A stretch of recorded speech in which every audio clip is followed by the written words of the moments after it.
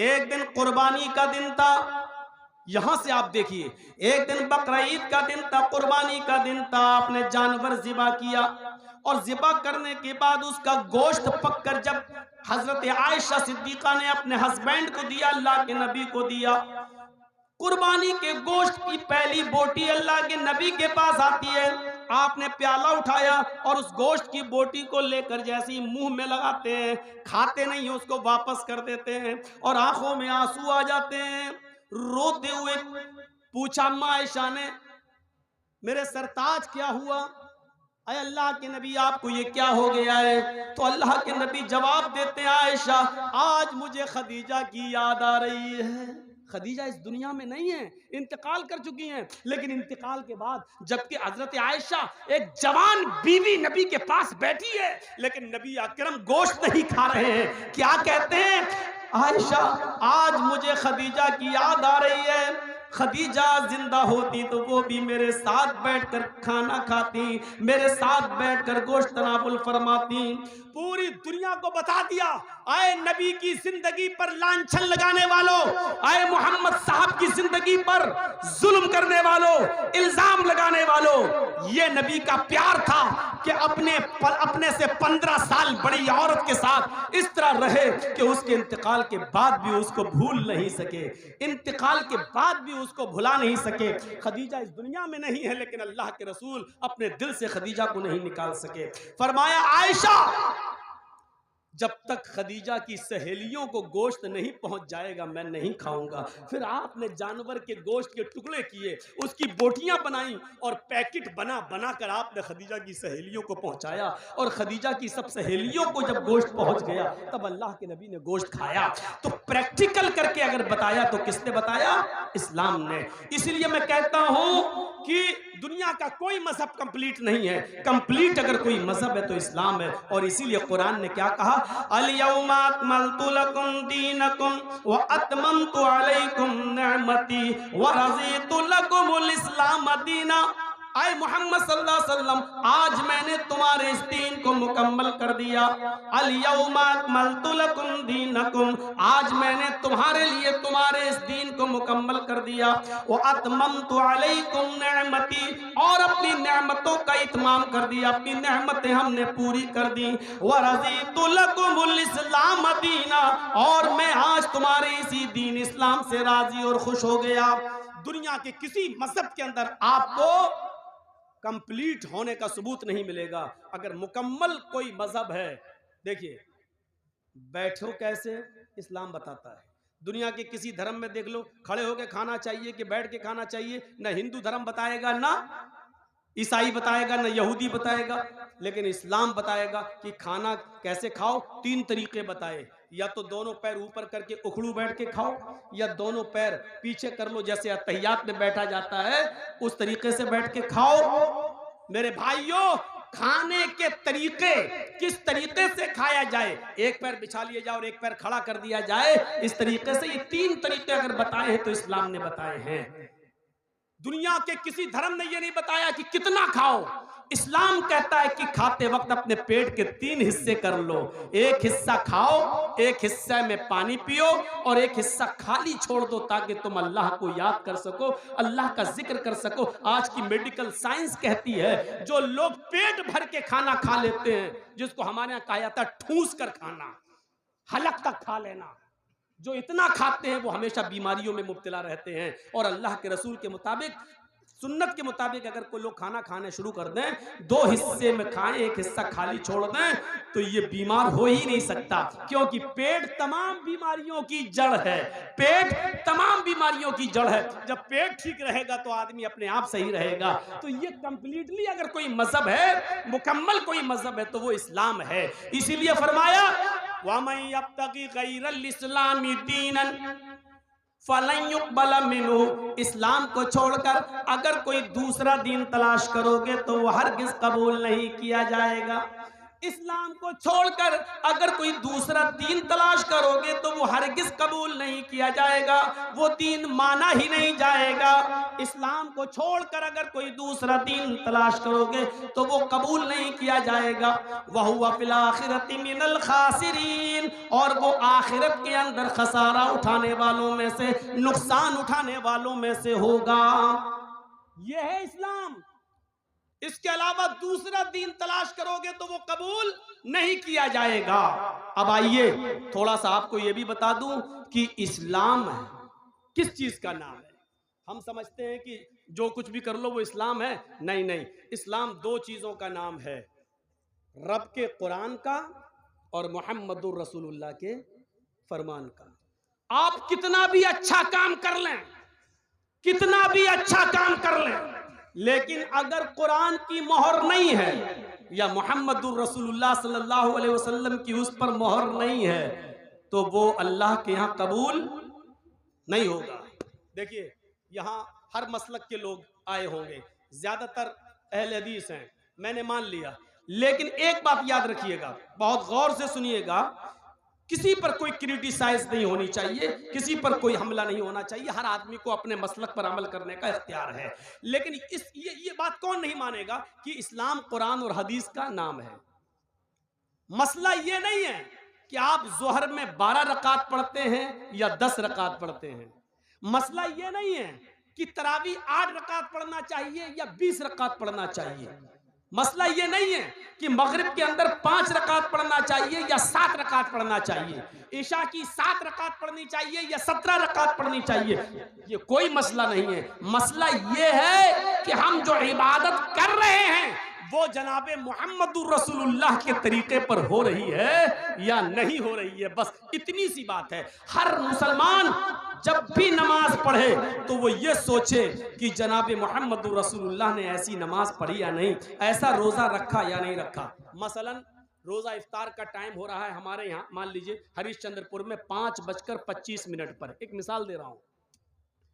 अब आदमी 5:25 पर बैठा हुआ है, हम रोजा नहीं खोलेंगे, नहीं नहीं, क्यों? पता नहीं सूरज डूबा होगा या नहीं डूबा होगा। 5:30 हो गए फिर भी रोजा नहीं खोलना, नहीं नहीं, थोड़ा सा और भूखा रह लूं तो और ज्यादा सवाब मिलेगा, तो मिलेगा। अब वो ईशा तक रुक जाता, नहीं ईशा तक और भूखा रह लूं और ज्यादा सवाब मिलेगा, तो उसको सवाब मिलेगा? नहीं मिलेगा। क्या होगा? गुनाह और पड़ेगा। क्यों? क्योंकि उसने रोजा तो रखा लेकिन रोजा मुहम्मदुर रसूलुल्लाह के तरीके पर नहीं रखा। अल्लाह के नबी सल्लल्लाहु अलैहि वसल्लम ने यह फरमाया था कि लोग, मेरी उम्मत उस वक्त तक खैर और भलाई में रहेंगे जब तक कि वो रोजा इफ्तार करने में जल्दी करेंगे। अब जल्दी करने का यह भी मतलब नहीं है कि असर के बाद ही खोल लो। जल्दी करने का मतलब यह है कि जैसे ही 5:25 पर सूरज डूबा आप फौरन रोजा इफ्तार कर लो, लेट मत होइए। अब जर्जीस साहब के यहाँ मान लीजिए हरिश्चंद्रपुर में 5 बजे सहरी का टाइम खत्म हो रहा है सुबह। जर्जीस साहब की आंख लग गई, 7 बजे उठे, क्या हुआ यार, सहरी नहीं कर, अच्छा कितना, 5 बजे सहरी का टाइम खत्म था, 7 बज गए, 2 ही घंटा तो लेट हुए, चलो अब सहरी कर लेते हैं। सहरी 7 बजे कर ली, उधर 5:25 पर इफ्तार का टाइम हो गया, नहीं अभी नहीं इफ्तार करेंगे क्योंकि 2 घंटे बाद सहरी की थी इसलिए 2 घंटे बाद इफ्तार करेंगे। उधर हम 5:25 के बजाय 7:25 पे इफ्तार कर रहे हैं। टाइम तो बराबर हो गया ना, टाइम तो बराबर हो गया ना, लेकिन ये रोजा नहीं माना जाएगा क्योंकि सहरी का टाइम खत्म हो रहा था 5 बजे, आपको 4:59 तक सहरी करना थी, 5:01 पे नहीं करना थी, लेकिन आप तो 7 बजे कर रहे हैं। आपने उसूल तोड़ दिया, ज़ाब्ता तोड़ दिया, नबी अकरम का बनाया हुआ कानून तोड़ दिया, इसलिए आपका रोजा कबूल नहीं किया जाएगा। चाहे आप 7:30 बजे खोलें, 8:30 बजे खोलें, 9:30 बजे इफ्तार करें, लेकिन नहीं माना जाएगा क्योंकि रोजा रखना मकसद नहीं है, शरीयत की पाबंदी कराना मकसद है। आइए एक और चीज से समझा देते हैं हम आपको। एक कागज है मेरे पास, मान लीजिए जेब में पड़ा होगा, ये मान लीजिए एक लिफाफा है हमारे पास, इस पे मैंने एक लेटर लिख दिया और पोस्ट बॉक्स में डाल दिया। सुनिएगा, बड़ी अच्छी मिसाल दे रहा हूं, पोस्ट बॉक्स में डाल दिया, लेकिन उस पर 5 रुपए का जो टिकट लगता है सरकारी, लिफाफे पर वो हमने चिपका दिया, सरकारी टिकट और एड्रेस लिखा। बताइए तो जब 5 रुपए का सरकारी टिकट लग गया और एड्रेस भी सही है तो हमारा लेटर अपने एड्रेस पर पहुंचेगा या नहीं पहुंचेगा? पहुंच जाएगा। सरकारी टिकट नहीं लगाया लेकिन लिफाफा हमने 1000 रुपए का खरीद लिया, बहुत खूबसूरत है, डिजाइनदार है, बहुत अच्छा है, कागज बड़ा उम्दा है, उसकी कीमत 1000 है। उस लिफाफे पर हमने लेटर लिखकर रख दिया लेकिन सरकारी टिकट 5 रुपए का नहीं लगाया, तो क्या वो अपने एड्रेस पर पहुंचेगा? नहीं पहुंचेगा। और पहुंचेगा तो बैरिंग बन जाएगा, आपसे वसूल कर लिया जाएगा 10 गुना। नहीं पहुंचेगा। क्यों? क्योंकि उस पर सरकारी मोहर नहीं लगी है, सरकारी टिकट नहीं लगा है। तो पता चला कि 5 रुपए का सरकारी टिकट लग गया तो पहुंच जाएगा। 1000 का खरीद लिया लेकिन सरकारी टिकट नहीं लगा तो नहीं पहुंचेगा। इसी तरीके से जोहर की नमाज 10 नहीं 12 पढ़ लो, 12 नहीं 12,000 पढ़ लो, मगरिब की नमाज 5 नहीं 7 पढ़ लो, 7 नहीं 7,000 पढ़ लो, तरावी 8 नहीं 20 पढ़ लो, 20 नहीं 20,000 पढ़ लो, लेकिन उस पर सरकार की मोहर नहीं है, यानी जनाबे मोहम्मदुर रसूलुल्लाह की मोहर नहीं है, तो वो हमारी नमाज अल्लाह के यहाँ कबूल नहीं होगी। मेरे भाइयों, रकातों की तादाद का कोई मसला नहीं है, मसला ये है कि अल्लाह ने कुरान में क्या कहा है, माताकुमुर रसूलु फखुज़ूहु वमा नहाकुम अन्हु फंतहु। रसूल तुम्हें जो दे, जिसने माँ को समझ लिया वो सब कुछ समझ गया। आज पूरी तकरीर मेरी समझ जाओगे अगर माँ को समझ लिया। माँ ये वाली माँ नहीं जिसके पेट से बच्चे पैदा होते, ये माँ नहीं, माँ अताकुमुर रसूल। यहाँ इस आयत में जो लफ्ज़ माँ आ रहा है उसको मैं कह रहा हूँ। माँ अताकुमुर रसूलु फखुज़ूहु। माँ के 2 माना हैं, जहन में रखिएगा, दिमाग में, माइंड में। माँ के कितने माना हैं? यहाँ इस जगह 2। पहला माना जो और दूसरा माना जितना। माँ अताकुमुर रसूल का पहला तर्जुमा क्या होगा? माँ अताकुमुर रसूल, रसूल जो दे वो ले लो। सुनिएगा क्या मतलब हुआ?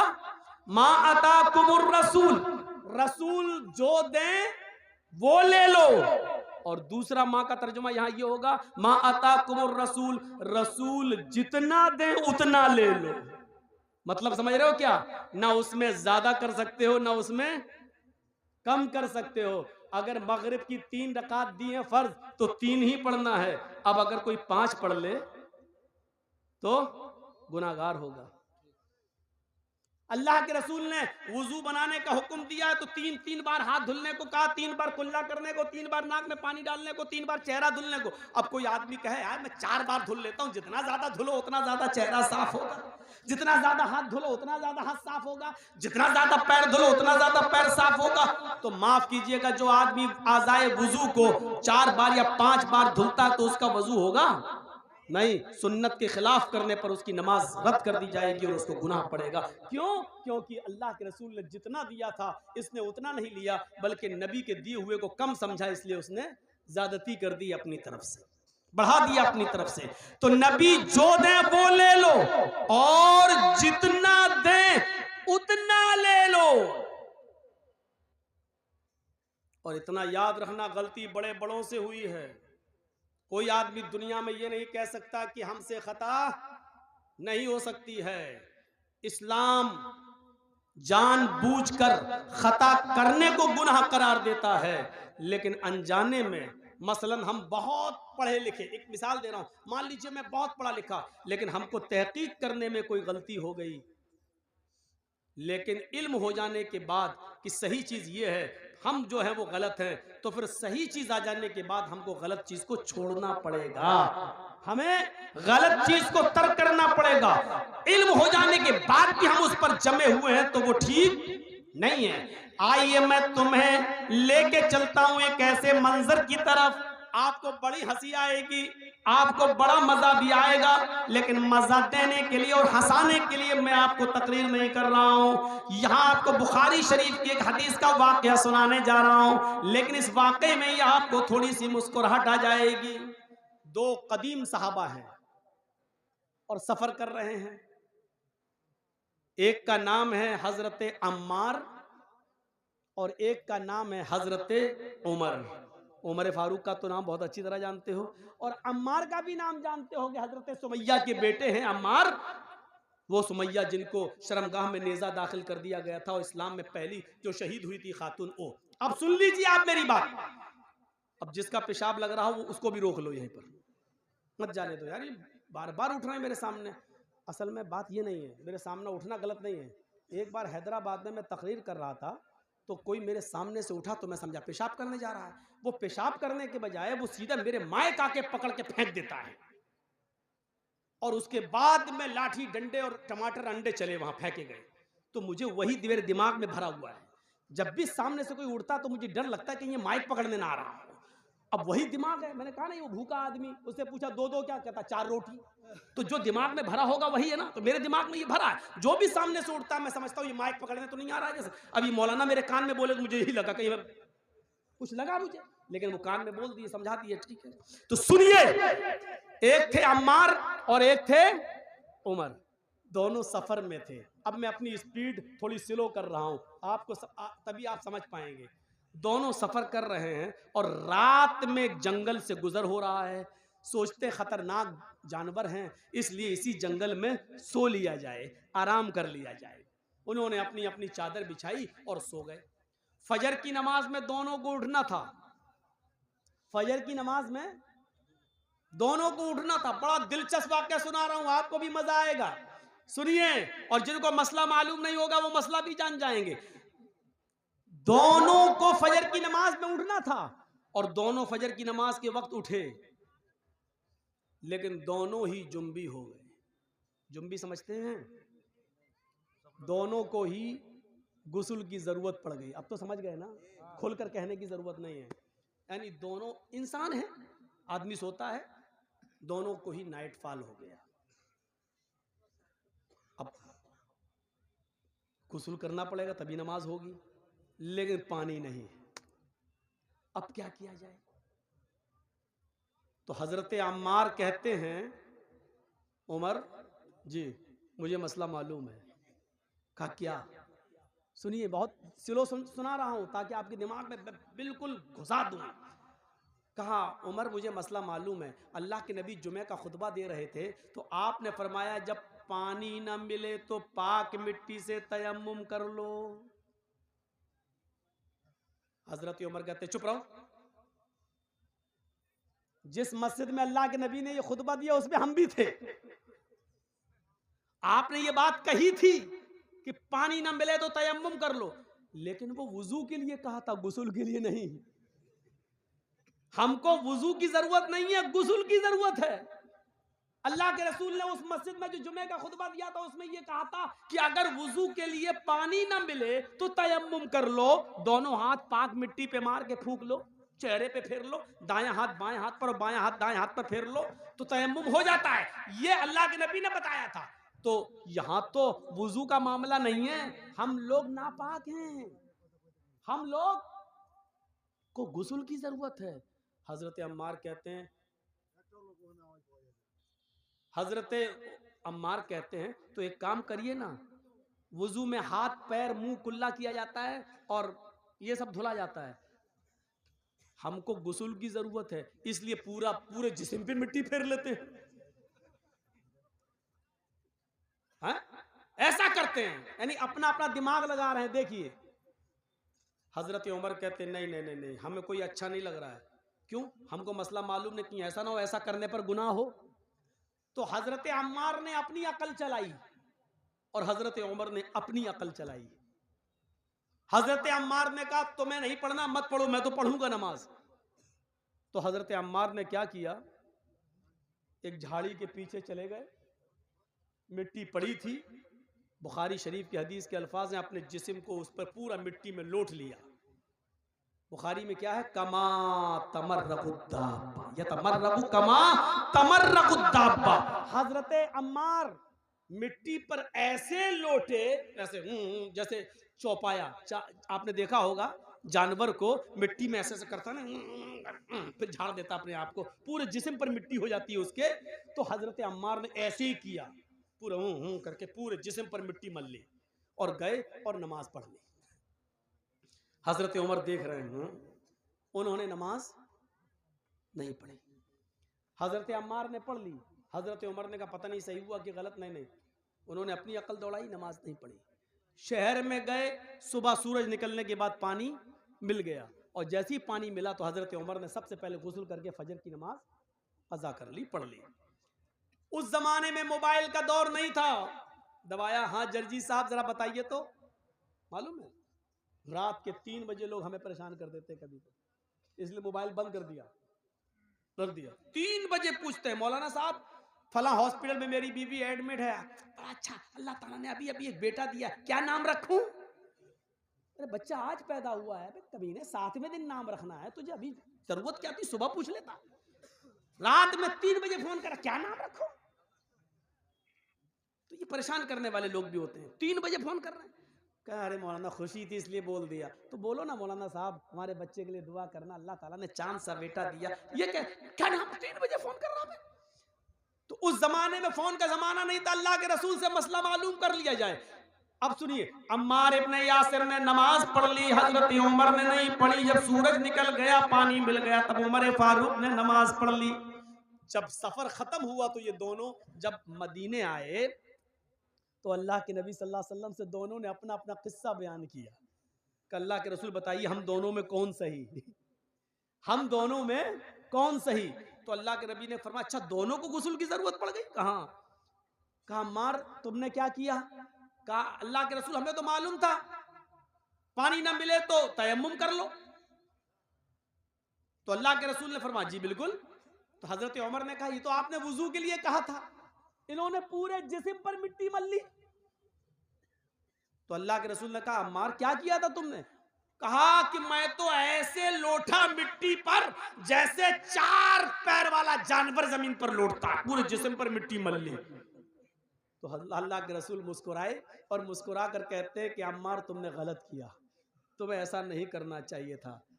अब हजरत उमर बड़े खुश हैं, ये गलत हो गए तो हम तो सही हुए होंगे, इनकी गलती है तो हम सही हो गए, हमने नमाज नहीं पढ़ी हम सही हो गए।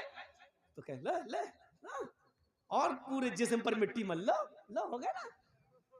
तो कहा हजरत अम्मार ने अल्लाह के नबी इनका सुनो, इन्होंने क्या किया? तो हजरत उमर से पूछा तुमने क्या किया?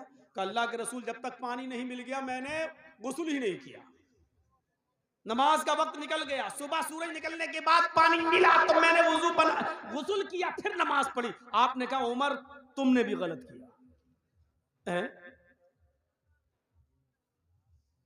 इस मैदान में जितने लोग जमा है सुनो, अम्मार की बात को अल्लाह के रसूल रिजेक्ट कर रहे हैं, पुराने सहाबी, और हजरत उमर फारूक की बात को भी रिजेक्ट कर रहे हैं जबकि वो भी पुराने सहाबी। बल्कि उमर फारूक के बारे में तो कहा था लौ कान बादी नबीयुल्लाह काना उमर, अगर मेरे बाद कोई नबी होता तो कौन होते? उमर। इतना बड़ा मकाम, लेकिन अल्लाह के नबी ने क्या कहा? तुमने भी गलत किया। अय उमर और अय अम्मार, दोनों का तयम्मुम एक ही है, वुजू का भी और गुस्ल का भी। अगर गुस्ल की भी जरूरत पड़ गई थी तब भी वही तयम्मुम करना चाहिए था जो नमाज के लिए किया जाता है, जो वुजू के लिए किया जाता है। बस यही काफी था। अपने दोनों हाथों को जमीन पर मारते, उसको फूंकते। देखो तयम्मुम का तरीका क्या है। ये मान लीजिए मिट्टी है, ये मिट्टी होना जरूरी है। बहुत से लोग ये पक्की दीवारों पे ऐसे मार देते हैं, नहीं चलेगा। बहुत से लोग पुती हुई दीवारों पे मार देते हैं, ऐसे नहीं चलेगा। माफ कीजिएगा, बड़ी मौजरत के साथ नहीं चलेगा। मिट्टी होनी चाहिए, वो भी पाक। ऐसे दोनों हाथ जमीन पे ऐसे मारिए, ये ऐसे किया, और ऐसे करने के बाद ऐसे नहीं मलना है, ऐसे करके ऐसे नहीं मलना, पूरा वो आपका पाउंड स्क्रीन यही लग जाएगी, ऐसे नहीं करना है। ये जमीन पे मारा, तयम्मुम का तरीका सीखिए। ये जमीन पे मारा, फिर ये बस जितनी भी उड़ जाए मिट्टी तुम्हारे हाथ में लगी हुई, ऐसे करके उड़ गई। अब इन्हीं हाथों को ऐसे करना है, देखिए हो गया। अब यही हाथ दोबारा नहीं लेना है, इसी हाथ को बाएं हाथ के ऊपर ऐसे यहां तक ये कर लिया, और इस हाथ को ये तयम्मुम हो गया। तो अल्लाह के नबी ने कहा था यकफी, तुम्हारे लिए इतना कर लेना काफी था। तुमने पूरे जिस्म पर मिट्टी मल ली, तुमने भी गलत किया। और अव्वल वक्त पर नमाज न पढ़ के सूरज के निकलने तक इंतजार करके फिर गुस्ल के लिए पानी मिल गया, तब पानी नहाकर फिर तुमने नमाज पढ़ी, तुमने भी गलत किया, क्योंकि नमाज को उसके अव्वल वक्त से निकाल दिया। तो अब आप समझ रहे हैं गलती किन किन से हो सकती है? हजरत अम्मार से भी हो गई, हजरत उमर से भी हो सकती है, तो मौलवी जर्जी से क्यों नहीं हो सकती? आज हम जैसे कोई मौलाना ये नहीं कह सकता कि मैंने जो कहा वो बिल्कुल सही है, उसी को आंख बंद करके मान लो, नहीं। हर शख्स की बात शरीयत की कसौटी पर रखी जाएगी। अगर कुरान और हदीस से मिल रही होगी तो मानी जाएगी, कुरान और हदीस से नहीं मिल रही होगी तो नहीं मानी जाएगी। मेरे भाइयों, इस चीज को याद रखना। चीज बोल रहा हूं वो चीज आपकी समझ में अगर नहीं आ रही है तो आप बता दीजिए। हमारे मौलाना कह रहे हैं किसी की समझ में नहीं आ रहा है, उस तरफ आइए। अब बताइए मैं क्या करूं? अब आप सुनिए, बस आपकी गवाही मिल गई है, अब मुझे किसी की कोई परवाह नहीं। बैठिए, नहीं समझ में आएगा तो बता दीजिएगा, मैं छोड़ दूंगा। हाँ, अब आप सुनिए। तो मैं कह ये रहा था कि इस्लाम एक मुकम्मल मजहब है, एक मुकम्मल कंप्लीट दीन एक इस्लाम कौन है? इस्लाम है। इस मजहब के अंदर आपको कंप्लीटली नहीं मिलेगी। अल्लाह के रसूल ने 25 साल की उम्र में 40 साल की खदीजा के साथ रहकर पूरी दुनिया को दिखा दिया कि देखो मुझसे 15 साल उम्र में बड़ी औरत, उसके साथ कैसे रहा जाता है। बुढ़ापे की कोई शिकायत नहीं आई है, बल्कि जब तक खदीजा जिंदा रही, नोट कीजिएगा मेरी बात, जब तक खदीजा जिंदा रही इतना प्यार किया अल्लाह के रसूल ने खदीजा से, और खदीजा ने भी इतना प्यार दिया नबी अकरम को कि अल्लाह के रसूल ने कोई दूसरी शादी खदीजा की जिंदगी में नहीं की। आपने और शादियां की हैं, लेकिन कब? खदीजा के इंतकाल के बाद। लेकिन खदीजा जब तक जिंदा रही तब तक आपने दूसरी शादी नहीं की। और जानते हो ये चीजें आपको रामायण और गीता में नहीं मिलेंगी, ईसाइयत में नहीं मिलेंगी। जब खदीजा का इंतकाल हो गया और आपने 1-2 शादियां और कर ली और आयशा भी आपकी जिंदगी में आ गई, तो आप ताज्जुब करेंगे। कुरान ने क्या कहा? या अय्युहल्लज़ीना आमनु दुखुलू फिस्सिल्मि काफ़ा, ऐ ईमानो वालो, ऐ मुसलमानों, तुम इस्लाम के अंदर पूरे के पूरे दाखिल हो जाओ। पूरे के पूरे दाखिल हो जाओ। क्या कोई कह सकता है कि हम पूरे के पूरे इस्लाम में दाखिल हैं? एक आदमी उठा, 10 बजे सो के उठ रहा है, फजर की नमाज उसने नहीं पढ़ी, जोहर की नमाज पढ़ाया, मगरिब की नमाज पढ़ाया, असर की नमाज पढ़ाया, इशा की नमाज में फिर हिम्मत नहीं हुई, सर्दी की रातें, फिर जाके सो गया। क्या 3 वक्त की नमाजें पढ़कर हम बिस्तर पे सो जाते हैं और अपने आप को हम मुसलमान समझते हैं? अल्लाह ने और उसके रसूल ने हम पर फर्ज की है 5 वक्त की नमाज। कोई आदमी 2 वक्त की नमाज को अहमियत नहीं देता, फजर में सो जाता है, इशा में सो जाता है और 3 वक्त की नमाज पढ़ लेता है। मेरे भाइयों, ये आदमी डबल गुनाहगार है। कभी आपने सोचा है क्यों इस आदमी को डबल गुनाह क्यों पड़ेगा? आप ही बताइए। आपका एक बच्चा है, 10 साल का है, मान लीजिए 5th में पढ़ रहा है, 6th में पढ़ रहा है, स्कूल जाता है, स्कूल का टाइम है उसका 8 बजे स्कूल है, 1 बजे छुट्टी है, लेकिन आपका बच्चा हमेशा कभी 8:30 पे पहुंचता है, कभी 9 पे पहुंचता है। 1-2 मर्तबा वहां का स्टाफ, वहां के टीचर वार्निंग देंगे, आज लेट कैसे आए हो, सब देर हो गई, 1-2 बार छोड़ देंगे। लेकिन बार बार जब आपका बच्चा 2-3 बार लेट पहुंचेगा तो उसको पनिशमेंट भी मिलेगा, कभी उसको मारा भी जाएगा। आज देर से क्यों आए हो, 2-3 बार मार के छोड़ दिया जाएगा। लेकिन जब वो अपनी आदत बना लेगा और वो बराबर लेट जाएगा तो फिर उसको स्कूल का मैनेजमेंट उसको स्कूल से निकाल देगा। क्यों? और एक वो बच्चा है जो स्कूल जाता ही नहीं है, ना उसको मारा जाता है ना निकाला जाता है। क्यों? वो तो जा ही नहीं रहा है, वो तो जा ही नहीं रहा है, ना उसको मारा जा रहा है ना निकाला जा रहा है। क्यों? वो तो जा ही नहीं रहा, तो उसको क्यों मारेंगे? लेकिन जब आपका बच्चा स्कूल जाता है तो उसको कभी मारा भी जाता है और बाद में निकाला भी जाता है, यानी उसको डबल सजा। एक तो ये कि पिटाई भी लगी, दूसरी ये कि उसने आदत बना ली तो उसको निकाला।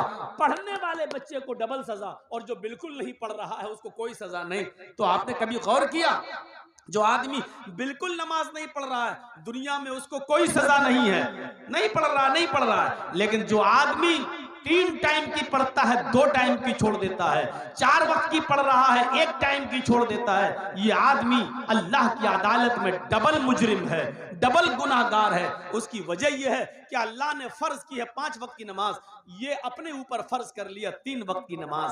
अल्लाह ने कहा 5 की पढ़ो, ये 3 की और 4 की पढ़ रहा है। इसको डबल गुनाह इस बात का, एक तो 2 वक्त की नमाज छोड़ रहा है, एक तो गुनाह इस बात का, और दूसरा गुनाह नमाज को अपने मनमाने तरीके से पढ़ रहा है, अल्लाह के कानून को बदलने की सजा, यानी चेंज करने की सजा, क्योंकि अल्लाह ने फर्ज की 5 वक्त की और ये पढ़ रहा 3 वक्त की, इसलिए इसको डबल सजा। ये हमें और आपको सोचना चाहिए। हम अपने मुआशरे में जी रहे हैं, रह रहे हैं, क्या है ये मुआशरा? वो इस्लाम जो सबसे बेहतर मजहब है, हम उसकी कदर नहीं कर पा रहे हैं, हम उसकी कदर नहीं कर पा रहे।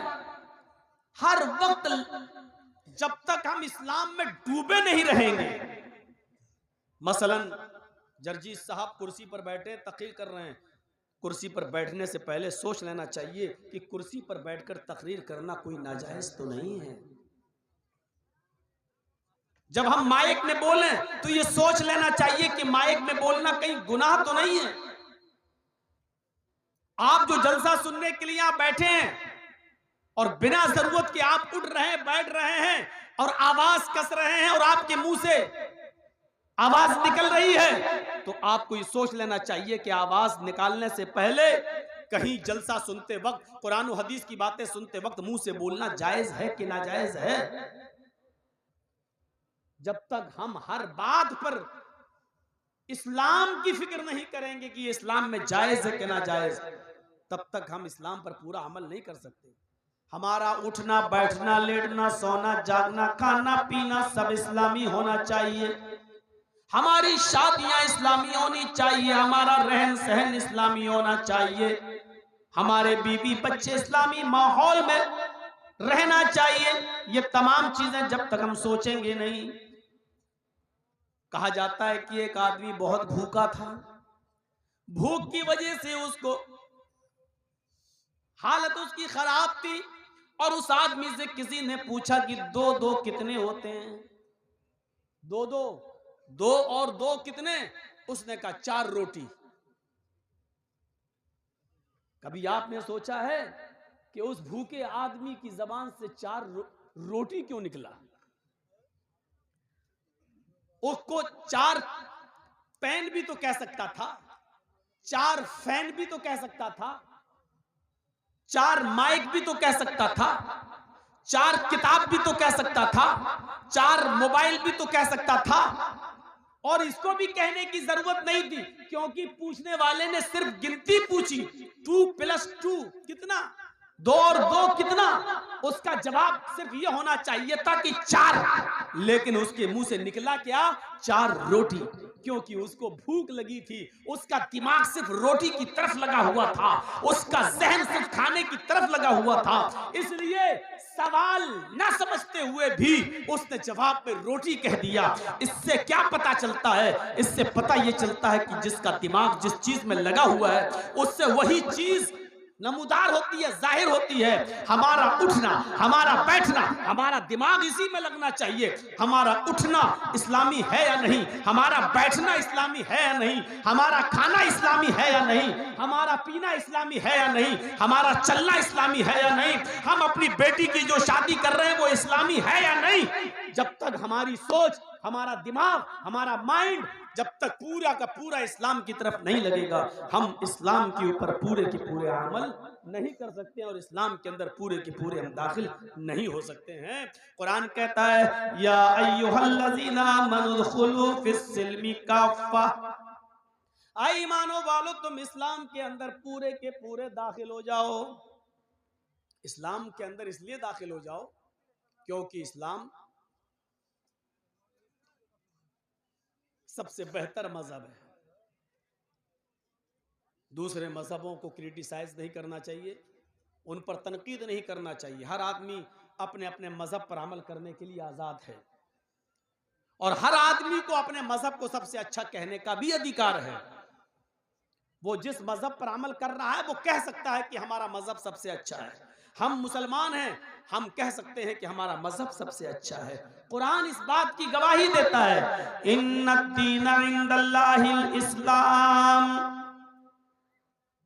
अल्लाह की दृष्टि में, अल्लाह की नजर में सबसे बेहतर अगर कोई मजहब है, सबसे बेहतर अगर कोई दीन है तो वो इस्लाम है।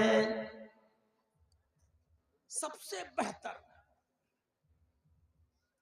और बेहतर चीज की कुर्बानी कोई नहीं देता है। बेहतर चीज के लिए कुर्बानी दी जाती है, उसकी कुर्बानी कोई नहीं देता है। अभी सिर्फ आयतें सुन लो, मिसालें मैं बाद में देता हूं। सबसे पहला क्या बताया? इस्लाम सबसे बेहतर मजहब है। क्यों बेहतर है? क्योंकि ये कंप्लीट है, मुकम्मल है। दुनिया में कोई दूसरा मजहब कंप्लीट नहीं है। आप ईसाई मजहब उठा लो, ईसा अलैहिस्सलातो वस्सलाम की जिंदगी के सिर्फ 3 साल के हालात मालूम हैं। खुद ईसाइयों को 3 साल के हालात, बाइबल अगर आप पढ़ेंगे तो 3 साल से ज्यादा ईसा अलैहिस्सलाम के हालात नहीं मिलेंगे बाइबल में भी, सिर्फ 3 साल के। तो 3 साल की जिंदगी किसी की आइडियल नहीं हो सकती है पूरी जिंदगी के लिए। ईसाइयों से पूछो कि वो शादी कैसे करेंगे, उनको नहीं मालूम। क्यों भाई? जिसको जाना है या तो चला जाए और जिसको बैठना है वो बैठ जाए। सामने से हम नहीं उठने देंगे, पीछे से जाइए। आप मेरे सामने आप लेफ्ट राइट मत कीजिए। आपको इजाजत है, पूरी परमिशन है, जिसको जाना हो जाए। लेकिन जब मैं बोलने लगूं तब नहीं। अभी जाओ, कोई फर्ज थोड़ी है, जलसा सुनना कोई फर्ज नहीं है। अब जब कराए हो इतना चंदा वंदा खर्च करके, इतना पैसा खर्च करके, तो थोड़ा सा सुन लीजिए। अभी आपको कुछ अच्छी बातें भी आपके सामने आ रही हैं, ये सब अच्छी बातें हैं, लेकिन मजीद जो चीज आपको ज्यादा मुतासिर करेगी, तो मेरे भाइयों सुनिए, ईसाइयों के पास नहीं है।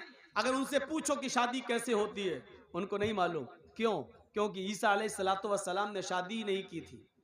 हमारा कुरान ये कहता है कि ईसा अलैहिस्सलाम को जिंदा आसमान पर उठा लिया गया है और कुर्ब क़यामत वो दोबारा आएंगे। जब वो इस दुनिया में दोबारा आएंगे तो शादी करेंगे और फिर उनकी बीवी और के साथ बच्चे भी होंगे। यानी अभी उनकी शादी नहीं हुई। तो जिस नबी ने शादी न की हो, उसकी कौम को कैसे मालूम कि शादी कैसे होती है?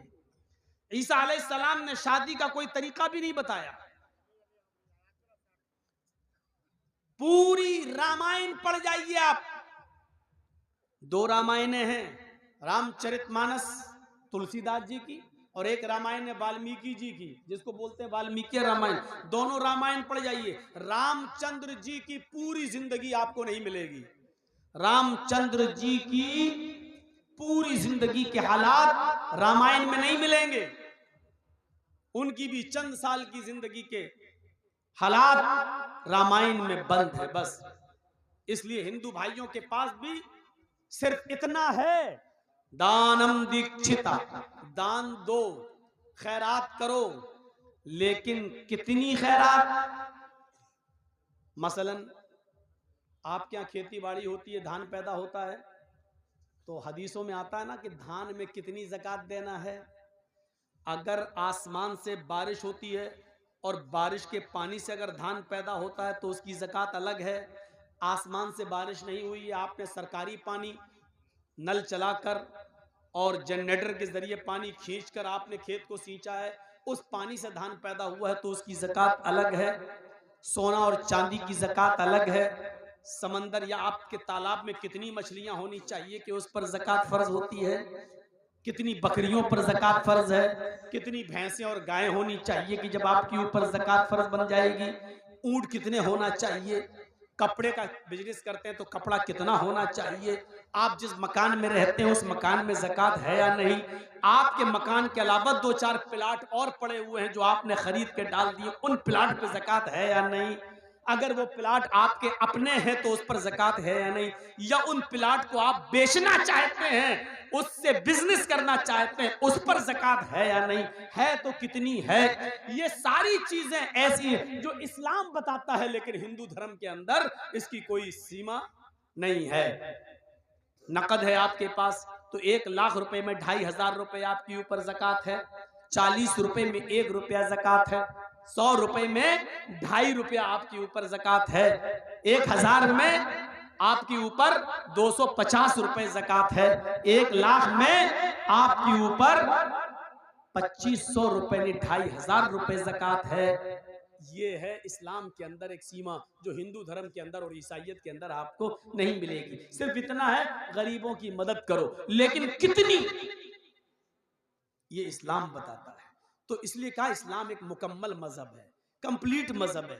शादी अल्लाह के नबी ने करके दिखलाई है, और करके ही नहीं दिखलाई है बल्कि आपकी पहली शादी, आप आश्चर्य करेंगे, सुनिए, आपकी पहली शादी कितनी साल की उम्र में हुई? किसी को मालूम है? आप लोगों में 25। लाज रख ली दोस्त आपने। और किससे हुई? खदीजा रजी अल्लाह ताला अन्हा से। उनकी उम्र कितनी थी? 40।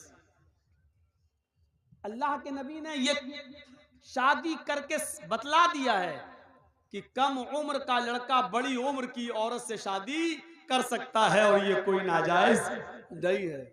और सुनिए, खदीजा जो उम्र में 15 साल बड़ी थी अल्लाह के रसूल से, नबी अकरम से, अल्लाह के रसूल सबसे ज्यादा प्यार भी उन्हीं से करते थे।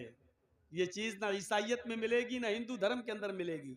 सिर्फ इतना लिखा है पति और पत्नी में प्रेम होना चाहिए बस, लेकिन प्रेम कैसा, उसकी मिसाल कैसी? रामचंद्र जी सीता से कितना प्यार करते थे, आज तक रामायण पढ़ जाइए आपको नहीं मिलेगा। अगर प्यार करते होते तो रावण लेके ना भागा होता।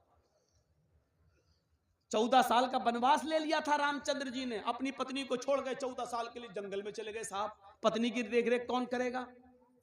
कौन देखरेख करेगा?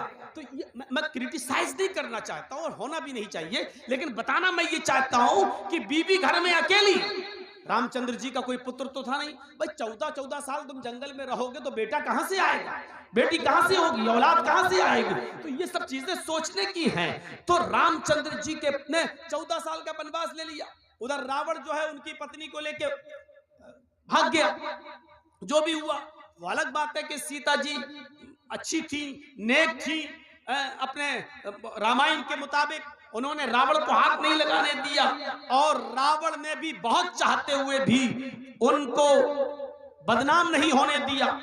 बदनाम करना चाहता था लेकिन नहीं कर सका, और सीता को अपने आप को पाक साफ, अपनी कौम के सामने पाक और साफ साबित करने के लिए आग में कूदना पड़ा, छलांग लगानी पड़ी, ये बताने के लिए कि रावण के साथ मेरा कोई ताल्लुक और मेरा कोई संबंध नहीं। ये सारी चीजें आप देखिए आप और पढ़िए आप। इधर हजरत आयशा के ऊपर भी इल्जाम लगता है, इधर हजरत आयशा के ऊपर भी तोहमत लगती है जिना की, लेकिन हजरत आयशा को अल्लाह के नबी उनके घर पहुंचा देते हैं, आपने इल्जाम नहीं लगाया।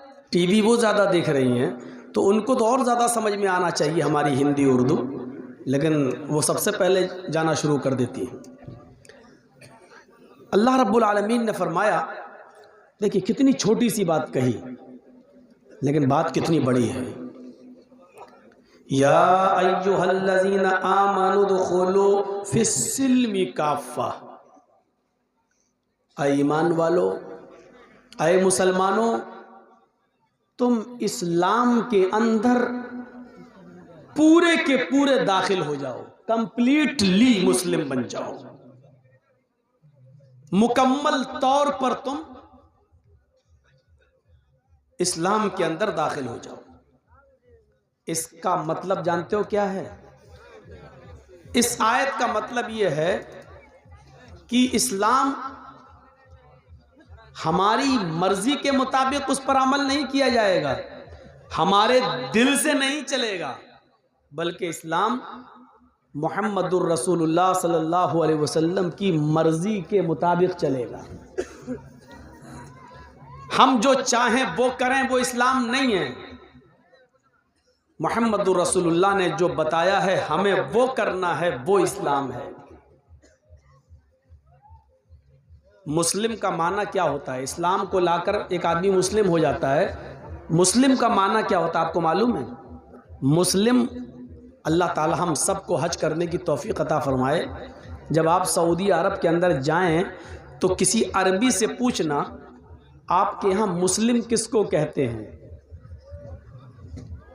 अरब आपको बताएंगे, अरब के अंदर मुस्लिम उस ऊंट को कहा जाता है जिसकी नाक में नकेल डाल दी गई हो, रस्सी डाल दी गई हो, और ऊंट कोई भी काम अपनी मर्जी से न करता हो।